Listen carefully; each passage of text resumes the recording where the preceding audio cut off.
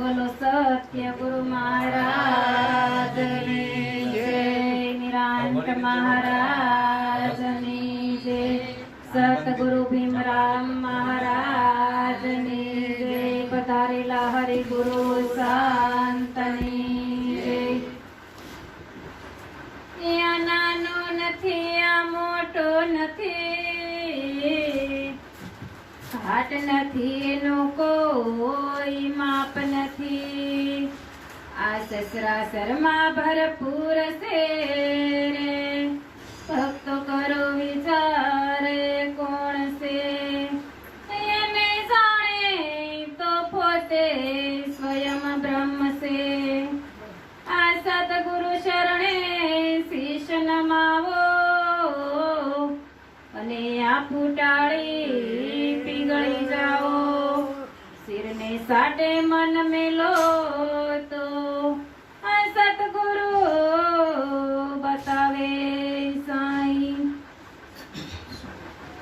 या खेतर बनो से फूलवाड़ी रे, या खेतर बनो से फूलवाड़ी रे।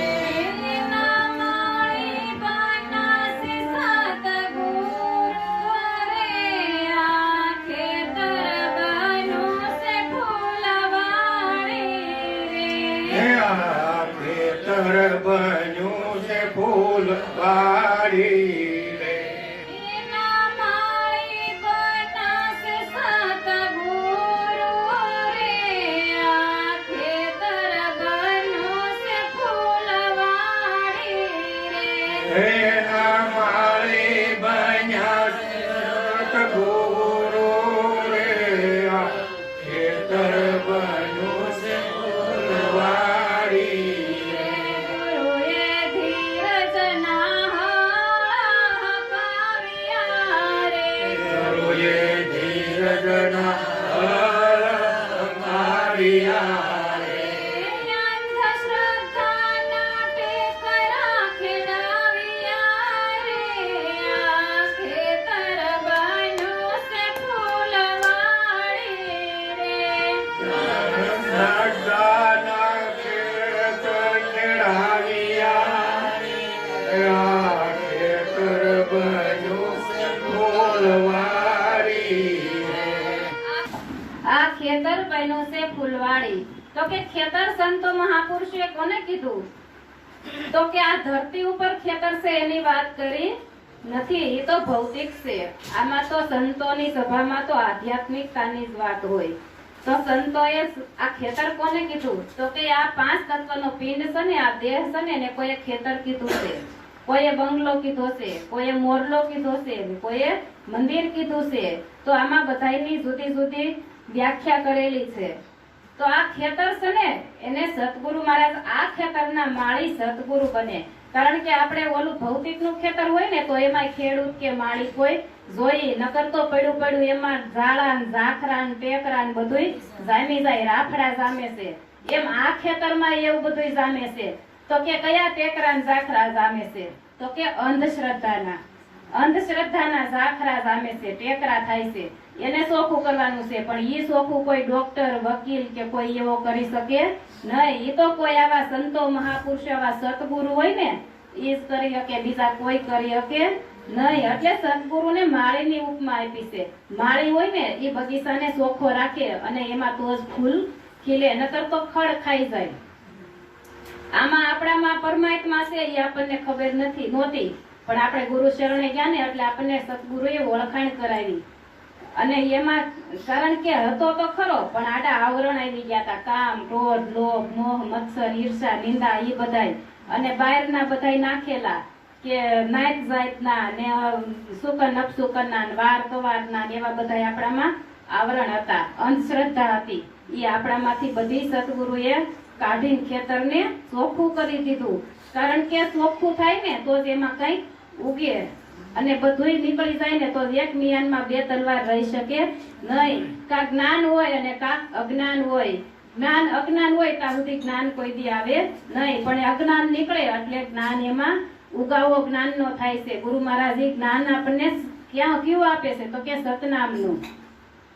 અને આપણે છે ને એક ખેતર હોય, એક દ્રષ્ટાંત છે કે એક ખેતર હોય ને એમાં 50 વીઘાનું હોય કે 100 વીઘાનું હોય, આખા ખેતરમાં 5-5 ફૂટના ખાડા ગાળો તો પાણી કોઈ દી આવે નહીં.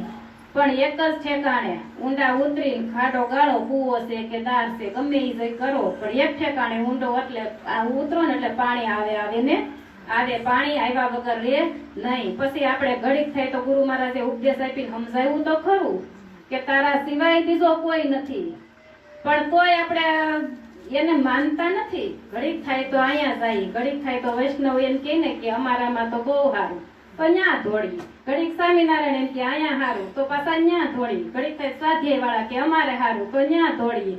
એક મહાત્મા છે ને એની પાસે એક ભાઈએ બોધ લીધો ને એટલે 400 મહિના થયા. એટલે બીજો મારી જેવો હતો, એને એમ કીધું કે એલા ભાઈ કઈ જાગૃતિ થઈ કે નહીં?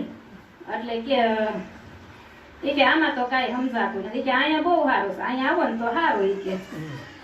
એટલે કે ન્યા ગયો એટલે કે કઈ આમાં કઈ કે જાગૃતિ થઈ? કે નારે ના આમાં કઈ નથી. બીજે ગયો તો એવા 7-8 ઠેકાણ ફેરો ને તાર 10-12 વર્ષ કે પાછા ઈના ઈ ગુરુ પાછા ફરીને મળ્યા. એટલે ગુરુ મહારાજે કીધું એલા કઈ ઉગાવો થયો? કે નારે ના. કે એલા આટાણ સુધી એક ઠેકાણ પડ્યો રહ્યો હોત ને તો ઉગાવો થઈને ક્યાંનો ક્યાં પૂગ્યો હોત. કેમ આપણે છે ને એક ઠેકાણ ટકતા નથી? કારણ કે શું કામ? તો કે આપણને આપણા ગુરુ પર નિષ્ઠા નથી. આપણા ગુરુ પર નિષ્ઠા હોવી જોઈએ, વિશ્વાસ હોવો જોઈએ, મક્કમતા. એટલે ગંગા સતીએ કીધું ને કે મેરુ ડગે પણ મન નો ડગે પાનભાઈ. ભલે ભાંગી પડે બ્રહ્માંડ, વિપત પડે પણ વણસે નહીં, ઈ હરિજન ના પરમાણ. આપણે તો જરીક કઈક મુસીબત આવે, તકલીફ આવે ને તો વણસી જાય, ડગી જાય. પણ ડગવું ન જોઈએ, કારણ કે વિશ્વાસ હોવો જોઈએ, નક્કી પણ હોવું જોઈએ. મીરા રાજની રાણી હતી ને તો એને નક્કી પણ હતું. એના સદગુરુ સમાર હતા તો એને નક્કી હતું, કોઈ ડગી નહોતી. એને રાજનું કે કોઈનું જગતનો કે એને કોઈનો ડર નહોતો. એવી રીતે આમાંથી ગુરુ મહારાજ આ બધું ચોખ્ખું કાઢે છે. એટલે કીધું ને આપણે આવરણ આવ્યા હતા કે ઢાક્યો પાવક ધૂમળે વાદળે ઢાક્યો સૂર, અવિધાના આવરણથી ઢકાઈ ગયો છે આત્મા, તેથી સમજણ રહી ગઈ દૂર. પાવક કેતા દેતવા, દેતવા ઉપર રાખ અને ધુવાડાનો થર જામ્યો હોય ને તો એને દેતવા દેખાતો નથી, પણ એને જો હટાવો એટલે દેતવાનો ચોખ્ખો પ્રકાશ થાય છે. એવી રીતે સૂર્ય આડા વાદળા આવી ગયા હોય તો સૂર્યનો પ્રકાશ થતો નથી. એની આડા ઈ વાદળા હટી જાય એટલે સૂર્ય ચોખ્ખો છે. સૂર્ય એને પછી કઈ કરવાનું રહેતું, માળા ઝડપી ન પડે કે સૂર્ય દેખાય. વાદળા હટી જાય એટલે સૂર્ય છે જ. એવી રીતે આપણા આત્મા આડા અજ્ઞાન રૂપી આવરણ આવી ગયા હતા. આત્મા હતો, આમાં અખંડ દીવો પ્રજ્વલ છે જ, પણ ગુરુ મહારાજ ખાલી આ આવરણ હટાવી દેશે. આમાં કઈ કાઢતાય નથી, કઈ નાખતાય નથી, બસ સમજણ આપે છે. અને આમાંથી જે છે એને પરિવર્તન થાય છે. આમાંથી નહીં, કઈ કાઢવાનું નથી. આ બધી ઇન્દ્રિયોનું પરિવર્તન થઈ જાય છે, મન અમન બની જાય છે, અને આત્માનું ચોખ્ખું આપણને દર્શન થાય છે. પછી એ ખબર પડે કે તું જ છો, તારા વગરનો કોઈ નથી. એટલે કીધું ને કે હળિયું કાઢી હરી નહીં મળે, મેલી દે દોટા દોટ. તારા હાટમાં હરી બિરાજે, પાછો વળીને ગોય. આમાં જ બેઠો છે, પણ તને ખબર નથી. આપણે બહાર ભટકી છીએ. ઘડીક થાય તો ગંગાજીએ જાય, ઘડીક થાય તો જમનાજીએ જાય, ઘડીક થાય તો કાશીએ જાય, ઘડીક થાય તો મથુરા દોડીએ છીએ. પણ આ હરદ્વાર કીધો છે. જો આ ઘટો ઘટમાં મારો વાલો બિરાજમાન છે, કયા ઘટમાં નથી? એટલે કીધું કે હરદ્વારમાં માલે મારો વાલો,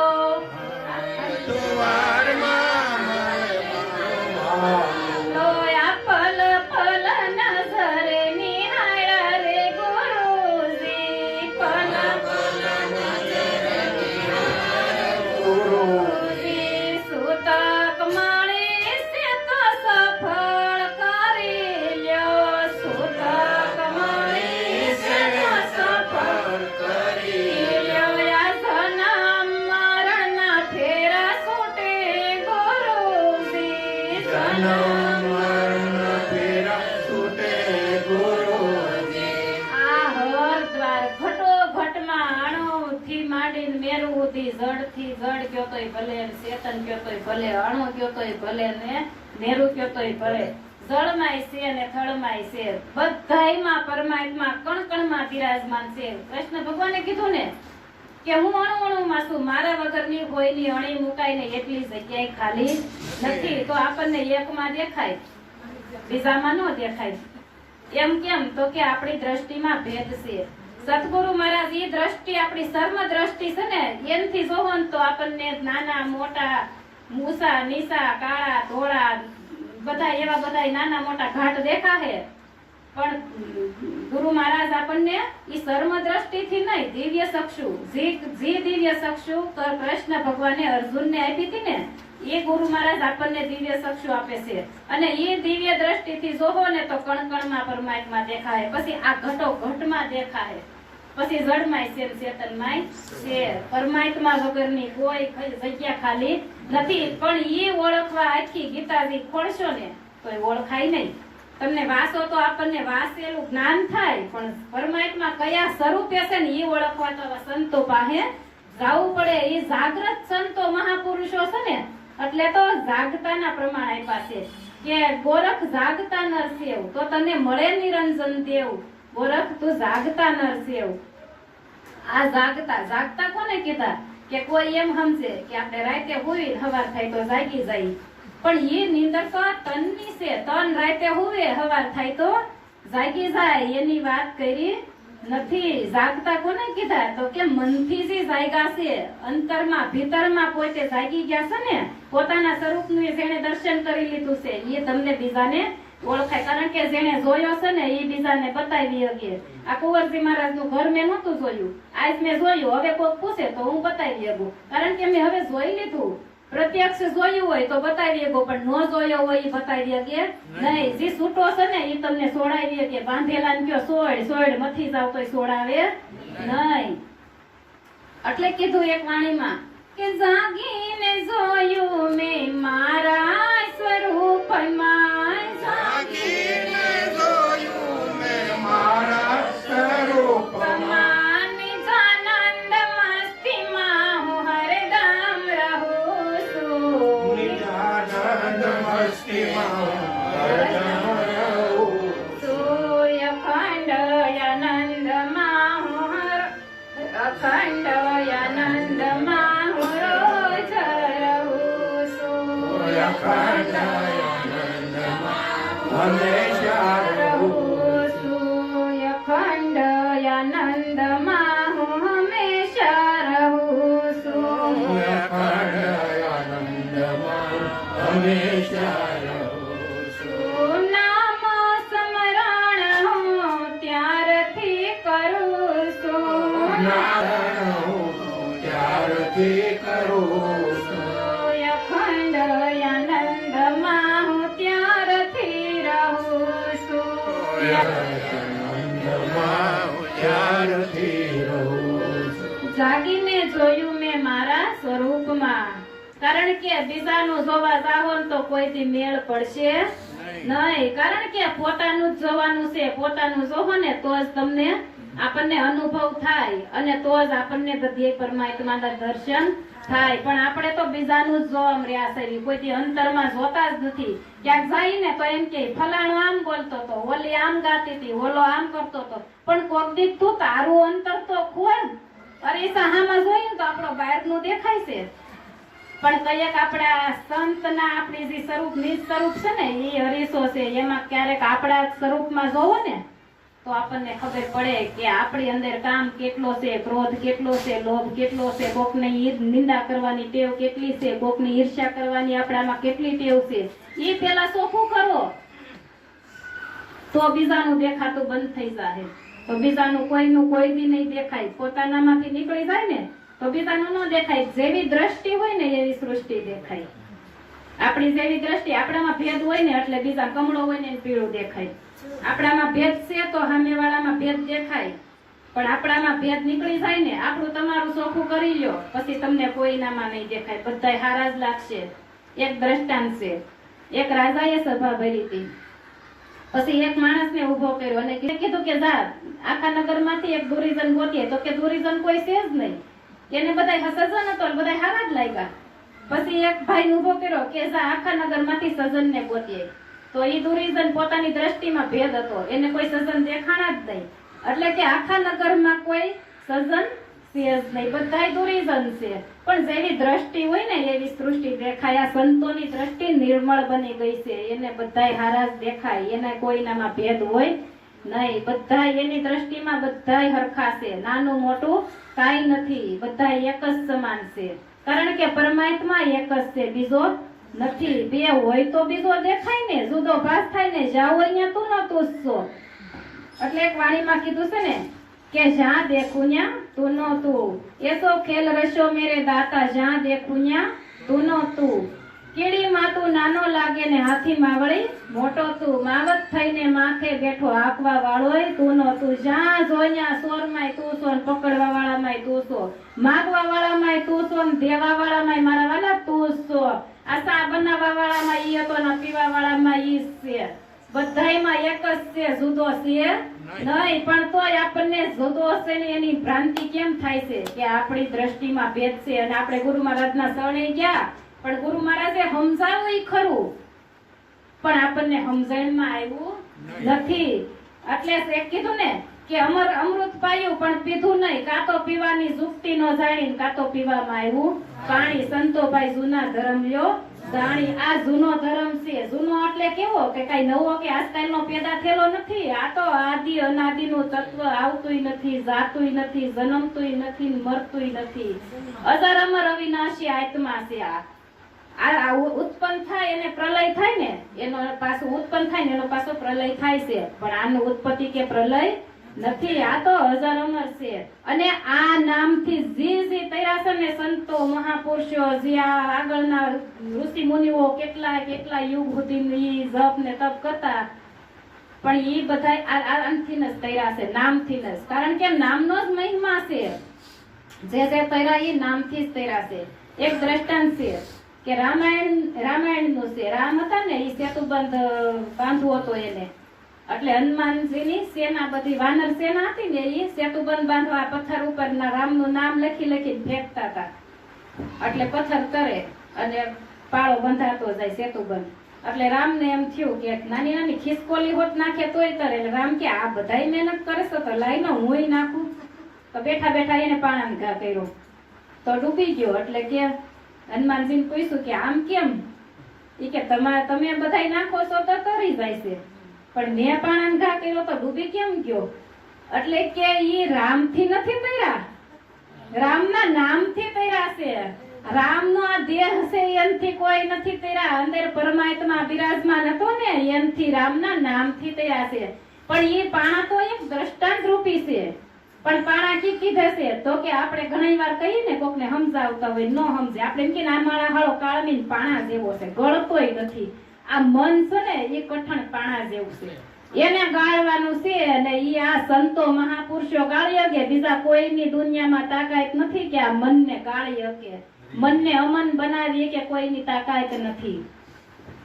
એટલે કીધું એક વાણીમાં, મન યમન થાય મહાસુખ થાય. મન યમન થાય મહાસુખ થાય. સુરતાને આનંદ લહેરાય, ગુરુજી વિના કોણ તારે. એવી સુરતાને આનંદ થાય, ગુરુજી વિના કોણ તારે.